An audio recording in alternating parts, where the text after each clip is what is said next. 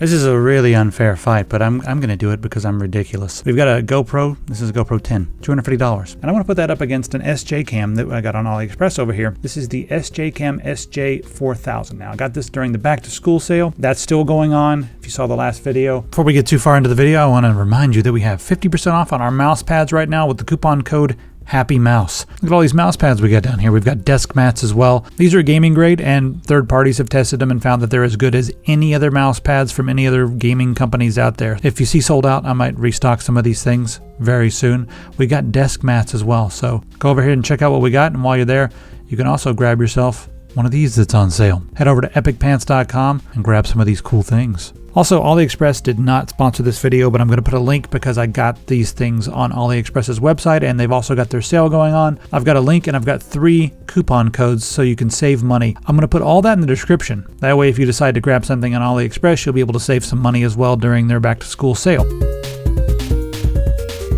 You know, an action cam for $40 is something, but all the accessories that come in the case, like when I opened this up, I was kind of blown away because I was like, all right, we've got 2 batteries, we've got a charge, we've got a cable, we've got tons of connect and adapters and all this stuff. And I feel like just the accessory bundle by itself is probably like something you would expect to pay $40 when it comes to like a big name brand like GoPro. You buy any of those accessories, you're going to be paying $40 or $50 just for that without even getting an action cam. So for the price you would pay for a bundle of accessories, you're getting an action cam with a bundle of accessories. But who is this for? And you know, there's obviously going to be a difference in quality when we're talking about a $250 camera versus a $40 camera. And I mean, it is on sale, so it's obviously a higher priced camera, but you're getting it at a good deal at $40. So let's talk about some of the major differences and where I would recommend one over the other.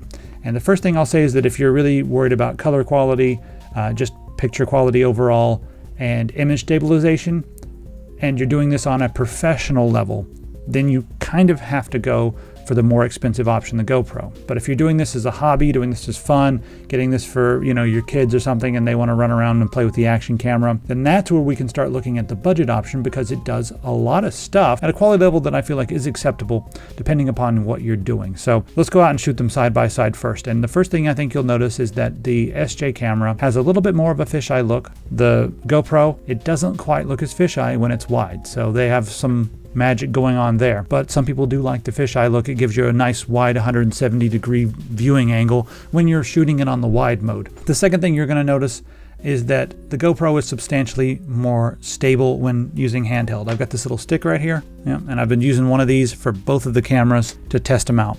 Now, the GoPro has some software that stabilizes things.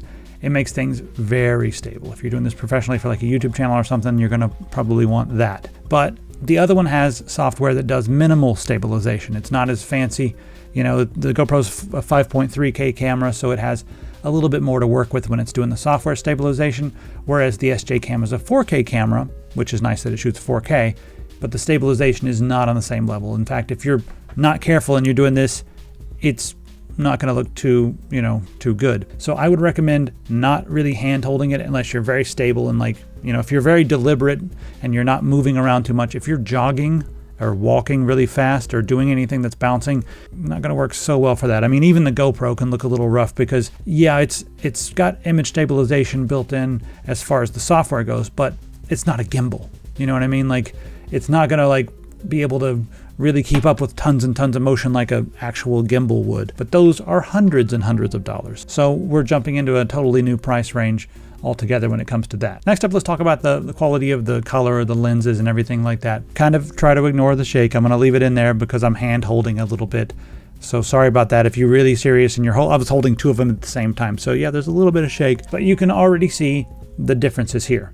It's a $100 camera on sale for $40 versus a $250 camera. You know, there's obviously going to be some differences. You know, this one's obviously going to have better color and have a little bit sharper of a lens. I think what you need to do is just kind of look at this footage and be like, you know what, for $40, depending on what you're doing, if you're goofing off, running around, jumping in the pool, going underwater and stuff, and you're just goofing off with, you know, your kids or like your friends, and you don't have, you know, $250 to spend, and you just want something to have some fun and goof off with, then the SJ4000 is going to be fine for that. It's going to be fine for ridiculous stuff when extreme professional quality is not like the overall goal there. That's going to be totally fine. Again, whenever you're doing stuff professionally, you just kind of have to go with this for a much more expensive price. All right, as far as the body itself goes, the GoPro is extremely solid all the way around. It is sealed as well, so you can actually get the GoPro wet. And the SJCAM is not built the same way. It has exposed ports and everything, but it comes with a waterproof housing. So just pop it inside the waterproof housing, close that up, and then it has mounts. The mounts are actually on the housing. They're not on the camera, whereas with the GoPro, the mounts are on the camera.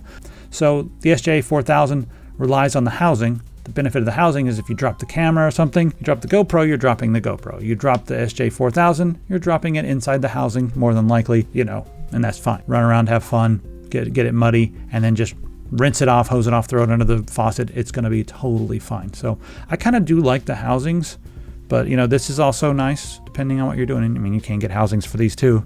If you spend as much money as an SJ4000 Air, with all the accessories likely. Oh, did I mention that the SJ4000 also came with a 32 gigabyte card that is capable of recording the 4K?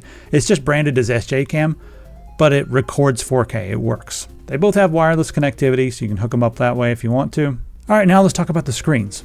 So the SJ4000, you have one 2-inch screen on the back, and that's it. So your screen's on the back. You don't have a screen on the front, so it's not going to double up like the GoPro does. Once you start recording and you're going for a little bit, the screen will fade out and just be off. Even though it's still recording, it just saves the battery that way. Now with the GoPro, you have two screens. You got a screen on the front and a screen on the back. And they both, again, do the same thing where after you start recording, after, several seconds, the screens go off, but it keeps recording. So yeah, they have that. If you really, really, really need the front screen for some particular purpose and you're willing to pay for it, then you got it. I found that most of the time the back screen's what I needed. I wasn't doing much selfie stuff, but this is going to be something that's different for everybody. Both of these cameras will do time lapse and they'll do slow motion and such. Of course, the GoPro gives you a little bit more slow motion because it can do higher frame rates and stuff.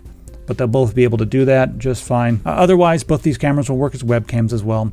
And one thing that's nice about that is, let's say you're using the webcam and you don't want the fisheye look, you can just take the SJCAM and put it on like a medium or a zoom, far zoom or whatever. Go in a little bit and won't be quite as fisheye. I think I'm going to sum it up right there. There's not too many other things I want to cover. I mean, I don't want to get too nerdy about this stuff because we're talking about a camera that's $250 versus a camera that's $40. There's no contest. If you're a professional, you have to get the one that's really expensive. If you're a hobbyist and you're looking for value and you want something you can goof around with and it comes in a waterproof housing and comes with tons of accessories, it basically comes with everything you need in the box, then the SJCAM is fine. That's what we'll say. It's fine. It's a really good value, but you have to make sure that you're expecting that and not expecting the $250 GoPro. Do people do that? Do they buy something that's $40 and be like, why is it not $300 or $250 worth of the camera? Well, because it's $40. It's a good deal at $40, but it's $40. I don't think I need to go too much farther into this, but you won't have to worry as much if you get one of these and they're like, hey, throw the GoPro and I'll hit it with a baseball bat and that'll look like a really cool shot, huh? Yeah, it would hurt a lot more if you lost a $250 camera versus losing a $40 camera. It's a weird sell point. Yeah, anyway. So that's where it is. Value versus the ultimate quality if you're a professional. All right. Let me know what you think in the comments. Be sure to head over to AliExpress to get the deals while they're still there. There's a lot of different deals, and I'll have all those linked below. Do not forget about those coupon codes. Again, all that's linked below, so if you spend a certain amount, you'll be able to get some money back. All right. I'll see you in the comments on it.